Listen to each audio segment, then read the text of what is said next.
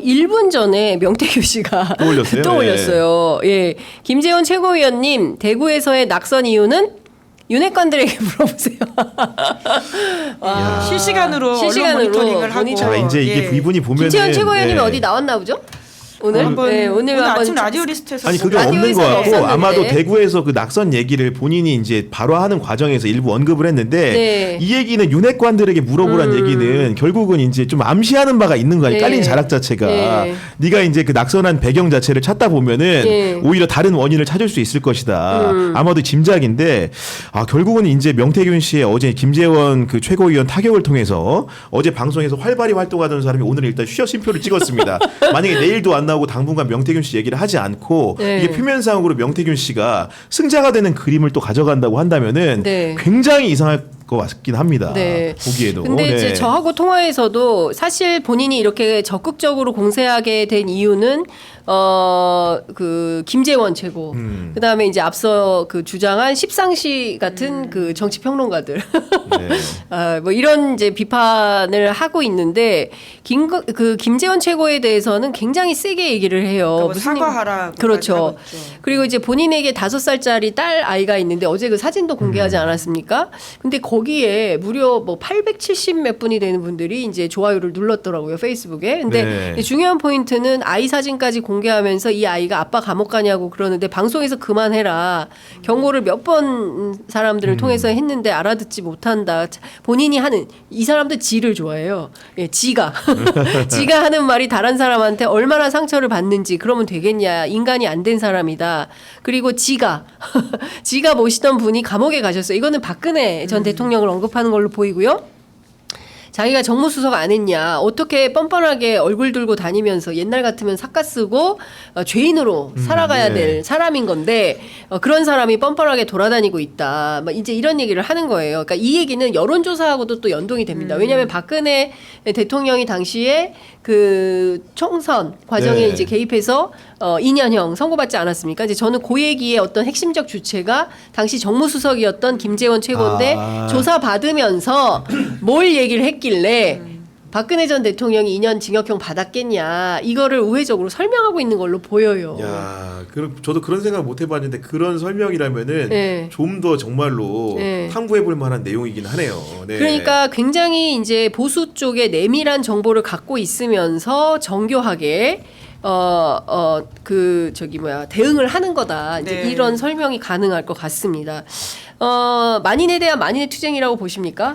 근데 김재원 최고도 그렇고 이제 홍준표 시장도 그렇고 다 하나같이 명태균 씨 구속 수사를 빨리 해야 된다라는 식의 이야기를 하셨던 분이거든요. 네. 홍준표 시장은 이제 구속까지는 아니었고 이제 수사를 빨리 해야 된다라고 하는 것이었고 제 기억에 김재원 최고는 지난주부터 이제 명태균 씨를 빨리 구속시켜야 된다는 취지 이야기를 한 바가 있는데요. 그러니까 이런 이야기들, 그러니까 특히 수사 이야기가 나오면 명태균 씨가 굉장히 예민해지고 이에 대한 반응들이 이제 공격적으로 나오고 있는데 그런 맥락에서 좀 볼 필요가 있을 것 같다. 왜냐하면 어제 아침에 이제 김재원 최고위원이 이제 MBC 라디오에 나가서는 이제 명 씨가 겁에 질려서 아무데나 왕왕 짖는 것 같다. 빨리 첫장 보내야 된다. 뭐 이런 식의 말도 했었었거든요. 네네. 거기에 대한 또 반응성도 있는 것 같다. 그렇습니다. 예. 근데 어제 밤 10시에 CBS 라디오하고 그 인터뷰한 대목에서 본인이 이런 얘기를 합니다. 김종인과 이준석 대표, 그 다음에 김영선 의원 세 사람이 명태균을 소개했고 대선 때 도움을 받았다. 그렇게 한마디 하면 끝이에요. 사람이 왜 사람을 갖고 자꾸 그래 이렇게 얘기를 하면서 내가 하는 말은 법적인 건 내가 책임지고 내가 알아서 한다니까. 예, 그거는 내가 죄가 있으면 죄를 받으면 되는 거고 뭐 이렇게 얘기를 하는데 제가 앞서 말씀드렸던 명태균 씨와 가까운 지인 그분도 어떤 얘기를 하냐면 명태균 씨가 그 정도는 각오를 했을 것이다. 각오를 했을 것이다. 그리고 문제가 있는 거는 본인이 책임지려고 할 거다. 이제 이런 얘기를 합니다. 중요한 건 자신을 뭐 역술인 뭐 처음에 뭐 이렇게 무당 이렇게 했던 것부터 문제적 출발이라고 생각을 해서 그 부분을 이제 교정하고 바로 잡으면서 그리고 실제로 자신이 정치판에 대한민국 정치판에서 어떤 존재였는지 그 위상을 여과 없이 네. 다 드러내고 그리고 아마 지금 나온 거는 뭐 20분의 1도 안 된다고 했는데 준비 중인 게 많은 걸로 압니다. 근데 보수만은 해당은 아닐 거예요. 네. 예.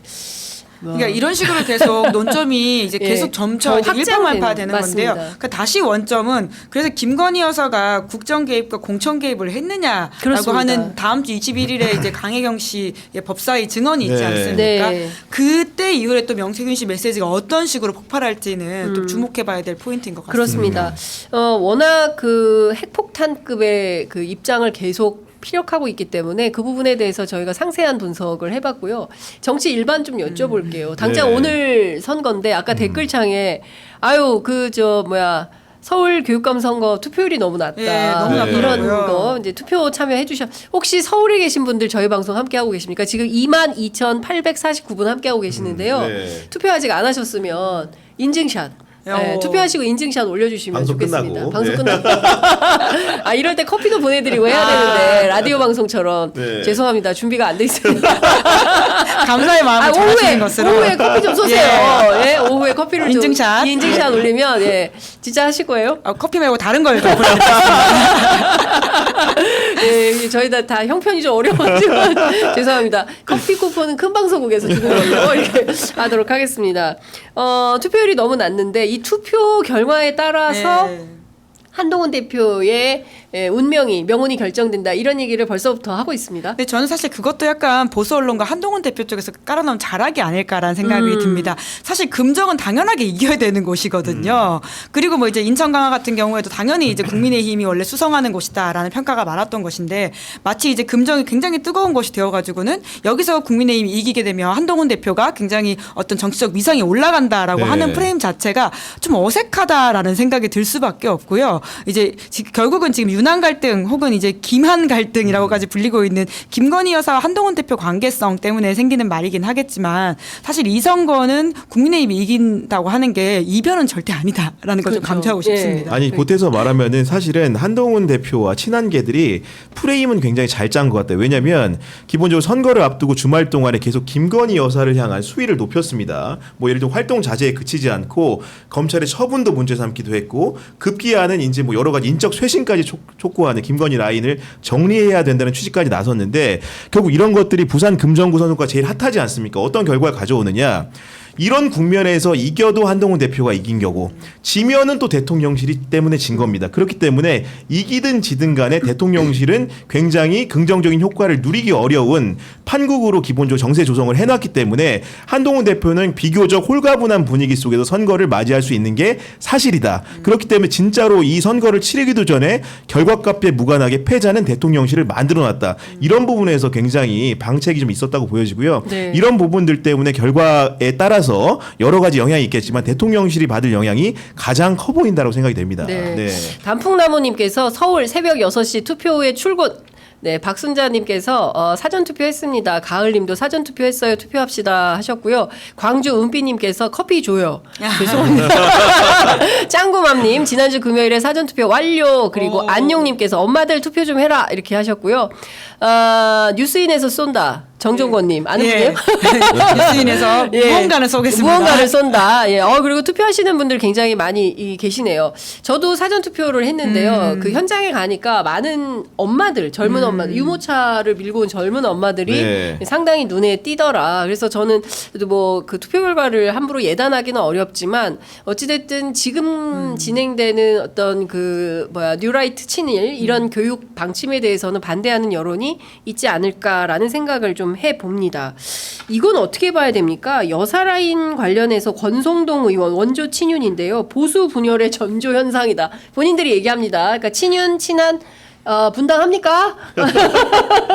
지금 사실은 양측의 그런 그 논전이라는 게 사실 국민 입장에서는 민생고나 이런 것들이 받아들인 입장에서 굉장히 볼썽사나운 풍경이 맞는 것 같고 사실은 여사 라인이 있다라는 주장은 친한계에서 먼저 했죠. 그러면서 한남동 라인이니 뭐 칠간신이 이런 주장을 계속 해왔던 건데 여기에 대해서 원조 윤핵관이라고 할 수 있는 권성동 의원이 대응의 포문을 세게 연 겁니다. 그러면서 한동훈 대표는 지위에 따라서 말이 참 많이 바뀐다. 검찰 처분에 대해서 얘기한 걸 두고도 법무부 장관도 했고 검사 시절에는 뭐 증거 법리 따라서 국민 눈높이 기소 뭐 이렇게 얘기하더니 이제 와가지고 뭐 이렇게 다른 얘기하냐 뭐 이런 식으로 지금 이렇게 몰아가고 있는 거거든요. 그러니까 네. 쉽게 얘기하면 제가 좀 말을 섞이게 했는데 증거 법리가 아닌 국민 눈높이로 너는 검사 시절 때 기소를 결정을 했냐 이런 식으로 압박을 하면서 그러니까 이제 한동훈 대표도 못 참고 오랜만에 이제 좀 약간 폼이 올라온 기질을 보여줬던 것이 권성동 의원을 향해서 탄핵 공포 마케팅을 한다 이런 네. 식의 주장을 하면서 권성동 의원이야말로 그러니까 박근혜 전 대통령 때 얘기하는 거겠죠.